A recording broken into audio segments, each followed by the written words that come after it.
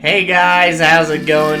We are in my office today, and we are here because we are going to have a lengthy discussion on a very debated topic and related forums and just groups on Facebook about Ackie Monitor humidity. Now, if you look at any Ackie Monitor care guide, you will see that they suggest having a higher than average humidity, basically 70% plus usually, and a lot of people today debate, based off of their natural habitat, if that's really a requirement. Now, real quick before we get into this lengthy discussion, I just want to mention why a lot of care guides suggest having higher humidity levels, and that's to aid with shedding. You know, Ackies, they have very fragile toes and fingers, and those can really pop off if constricted by a stuck shed, and I do agree with this logic. The area where I differ, though, is when it comes to air humidity and substrate humidity, or moisture. I don't really think you need a super high air humidity as long as your substrate, is damp at some part of the day. One thing that we won't discuss too much, but is very important to consider moving forward, is that some humidity levels for these places are very low. We're talking like 30%, but they rise a lot at night, and that's when the Ackies are going to burrow. So you have to take that into consideration, and that's why I'm a big proponent of having the substrate be the area that humidity is at.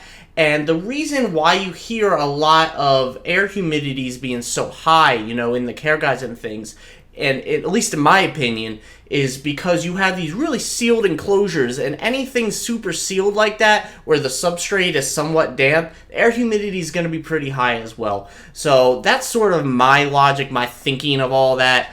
I don't really think having a super high air humidity is important, but let's just discuss what their habitats are like in the wild, and you guys can form your own opinions. I just threw in my 2 cents there. So let's go from there, guys, and you'll see sort of what they deal with in the wild, day to day, month to month, year to year. Real quick, guys, it's been going on for like a week now, and nobody wants these doobie roaches. So I chose another winner. Hopefully you'll take it home. But Michael Boo, or B-U, I don't know how to pronounce it, 1660, you are the winner. If you want the doobie roaches, let me know which of the doobie roaches you want. I offered like 4 different kinds, whether you want breeders or different sizes. And just a way I could contact you further so we don't have to have a lengthy discussion in the comments. But first thing you could do to help me out is comment and just let me know you want them, because I'm looking to get rid of these babies. And everybody just, they have snakes. They just don't want it. I don't know, man. But anyway, let's go. If I could stop you for one more second before going on with this video, please consider subscribing to the channel. Check that right hand corner, hit the subscribe button, and hit that bell so you know when I post more updates. Alright, to get on with this discussion, Ackie Monitors mostly exist in Western Australia and the Northern Territory. They are somewhat in Queensland, but we're not going to be looking at Queensland too much today because they aren't that much into that area. So we'll be mostly focusing on Western Australia and the Northern Territory. I took the liberty of finding some major cities, towns in both of these areas in Northern Territory. I took Alice Springs, Tennant Creek, and Darwin. Darwin is the capital. These are very diverse areas. I wrote next to them where their location in the territory is, and I will show you a picture of the territory for both of them in a second. Alice Springs is in the middle south portion. Tennant Creek is in the middle, and Darwin is on the north coast. Then in Western Australia, I grabbed 5 different places.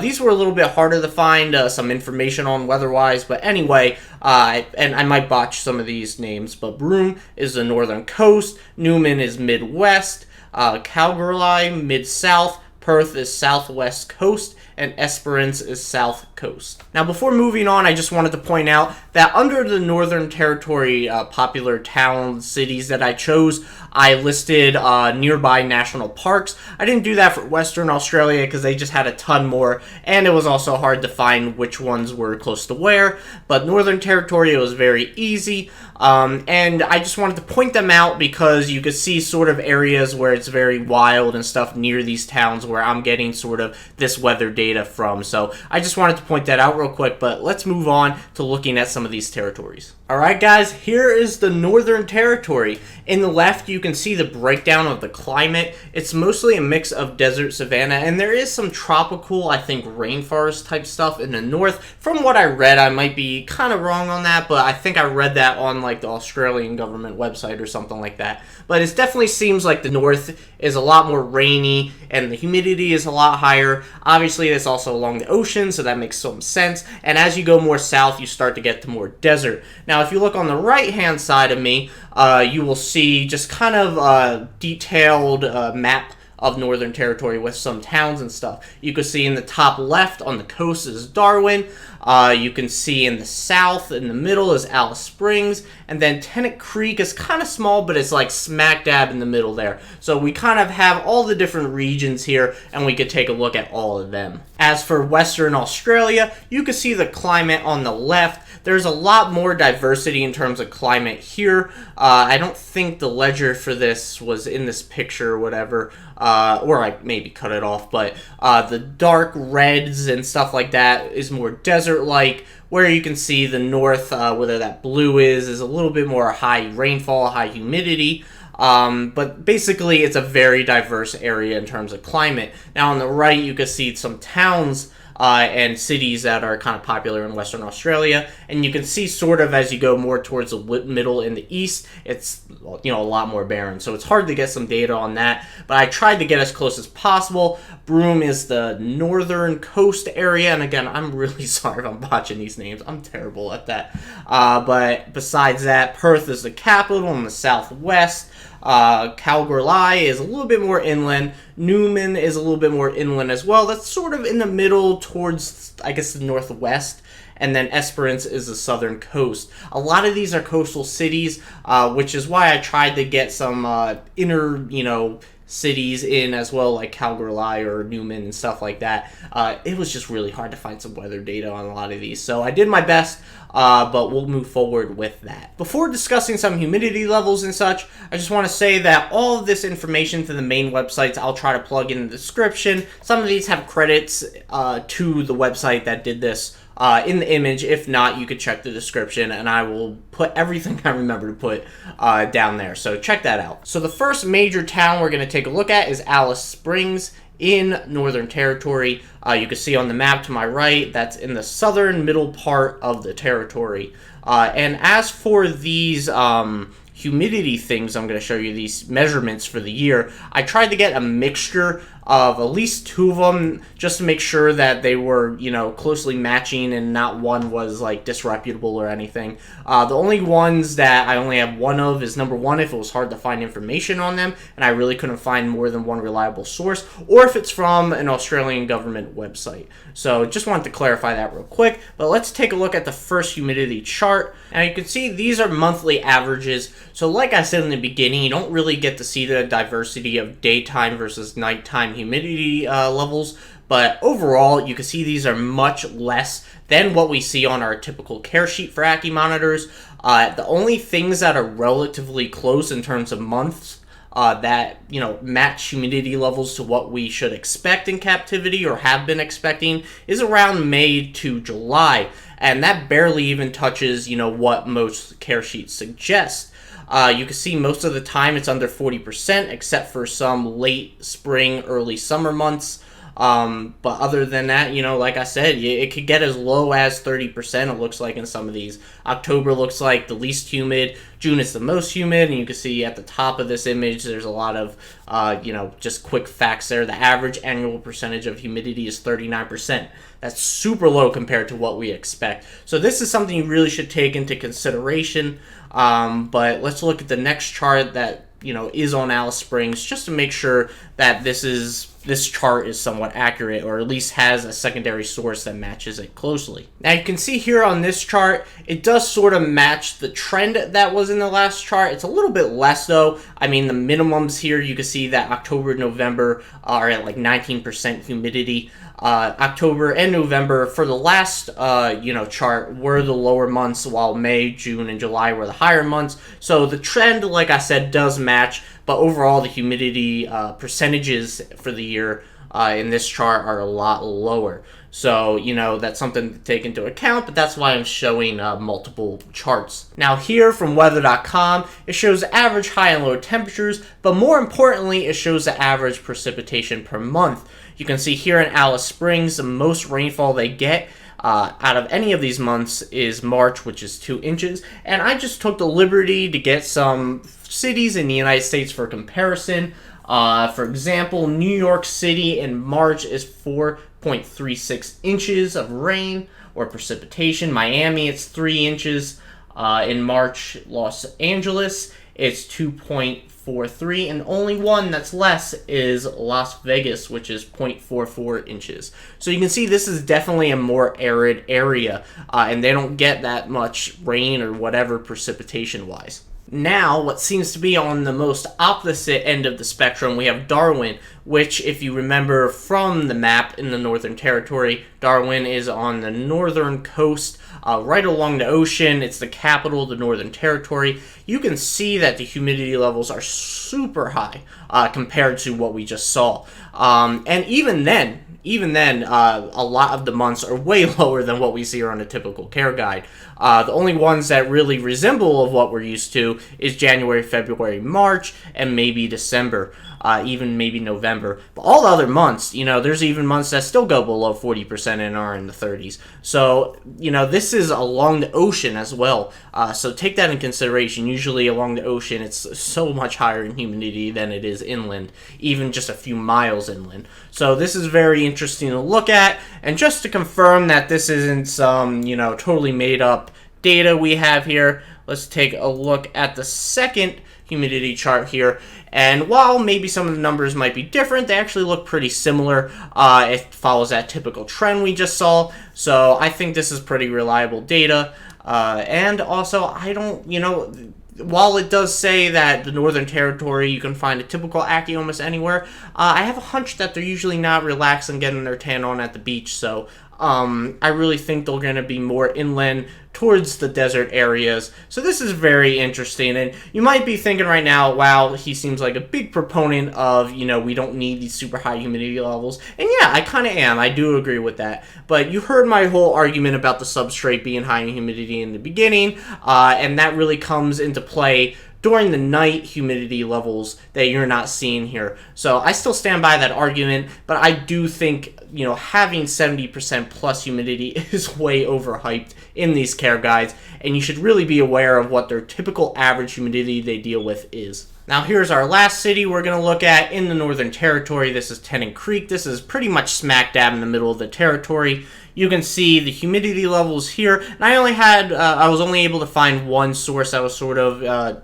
easy to read and understand for these humidity things. So we're just going to take a look at this chart right here. You can see it's super low, and even in like August, September, October, look at those numbers. Look at those percentages, 18, 17, 18. That's super low. The highest percentage is 35%, and that's in February. Even that, if you were to present to most people who write care guides, would be somewhat ridiculous. So that's very interesting. I do have the weather.com view for the rainfall for Tennant Creek as well, and you can see this is super low. There is some decent rainfall in January, February, December, those months, even March, but once you get to April through basically October, November, that's very minimal. That's less than Las Vegas numbers, so that's very interesting and definitely something to consider. Now we're going to look at the Western Territory. I'm not going to spend as much time on these cities, just number one, because I don't want to make this video 20 minutes, and I think you're already starting to get the gist of what I'm showing you here. These are going to follow typical trends that you've been seeing so far, but I also don't have a super amount of data on them. I do think the data is accurate that I'm going to show you, and some of them are from actual government websites. So, I do think I'm going to show you some, but I just don't want to make this video go on forever, and it's not as clear-cut as I would say as the Northern Territory. So this is Broome. Remember, Broome is on the northern coast. This is from an Australian government website, collected from a regional airport or something like that. What's kind of nice about this is you get to see the 9 a.m. and 3 p.m. conditions for humidity